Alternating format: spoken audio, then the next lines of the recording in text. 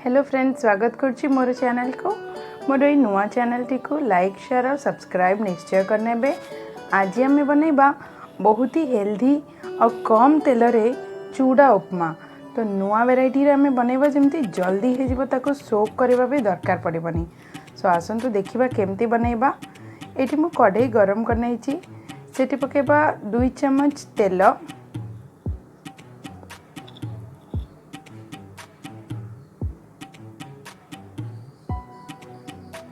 बे आम पकेबा फुटण।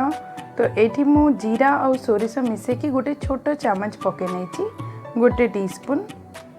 तो जीरा और सोरिष जमती फुटी जीव तापर आम से पकेबा बुट डाली। गोटे बड़ चामच मु बुट डाली पकाउची।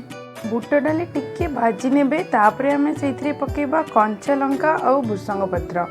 ये मु 2टा कंचा लंका नहीं और टिके भुसंग पत्र नहीं।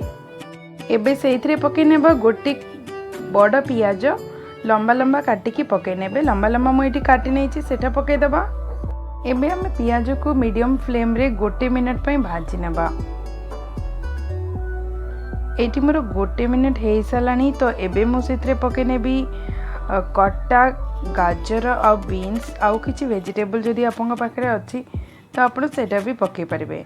तो मु छोट छोट काटिकी 5टा बीन्स आउ गोटे मीडियम साइज गाजर काटिकी पके नहीं एटी।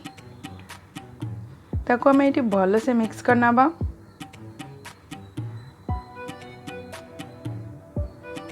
एबे हम से पकेबा लुण। स्वाद अनुसार लुण आपण पके नेबे।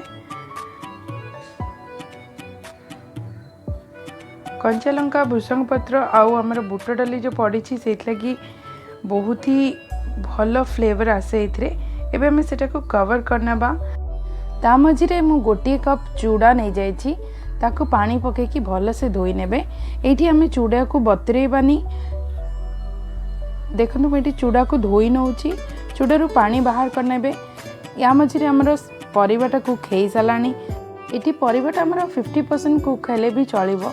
देन ओनली एटा बहुत हेल्दी रही थाए। तो एबे मु चूड़ाटा को धोई नहीं थी तो मु चूड़ा इथरे पकई दोची। तो चूड़ा पकेला परे भल से मिक्स करनेबा। तो लुण आम ऑलरेडी स्वाद अनुसार पकई देइछंती। जदि आपको लगुच लुण कम अच्छी ए स्टेज रे आपन लुण पकई नेबे। तो चूड़ा मु पकई नहीं ताको आम भल से मिक्स करना बा। एबे हमरे इथरे पकेबा पानी कना हम चूड़ाटा बतरी नहीं। तो चूड़ाटा हमर एथरे कुक हबो।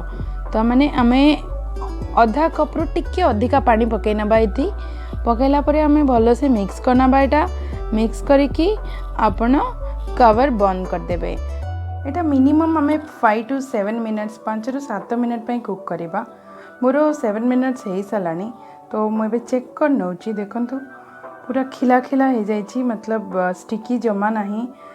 तो जेतिकी पानी दरकार से सोक कर नहीं सबगुड़ा पानी। तो बहुत ही टेस्टी लगे। तो आप गरम गरम डायरेक्ट सर्व करें। जदि आपन को टिके चटपटा दरकार तो आपन टिके टमाटो सॉस सहित भी सर्व करें। बहुत ही टेस्टी और बहुत इजी ना। देखिले तो चूड़ा को बतरेबा भी दरकार पड़लानी। आउ केमती जल्दी हो गला। तो आपन जदि मो चैनल रे नुआ अछंती ताहले प्लीज़ लाइक शेयर और सब्सक्राइब निश्चय करनियंतु। आगो को मिसिबा आउ गोटे नुआ रेसिपी रे। चूड़ा उपमा आज ब्रेकफास्ट रे निश्चय बनातु। धन्यवाद।